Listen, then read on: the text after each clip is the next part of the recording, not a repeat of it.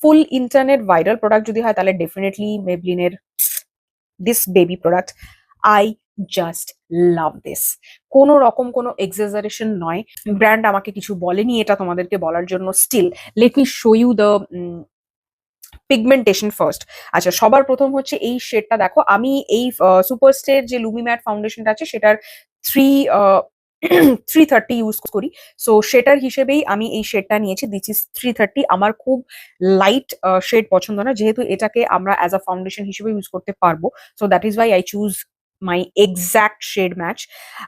এটার সাথে তোমরা যেটা পাচ্ছ সেটা হচ্ছে এই স্পঞ্জটা পাচ্ছ, বাট অ্যাজ পার নিধি কাটিয়ার যে স্পঞ্জের থেকে এটা বেশি ভালো ব্রাশে কাজ করবে, অ্যান্ড ইট ইজ 100%। এই থাকছে হচ্ছে পাউডারটা, অ্যান্ড আমি আজকে যেটা করেছি জাস্ট একটা skin tint and this product, and just see কোনো রকম কোনো ক্রিজ নেই।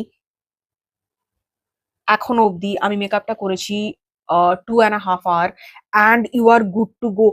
Just see how seamlessly it blends. আমি প্রথমে ভেবেছিলাম যে এটা সিরিয়াসলি ড্রাই স্কিন আমার, সো আমার কোনো পাউডার খুব একটা যায় না, সাথে সাথে ক্রিজ লাইন চলে আসে, but this is the best. Can you see this?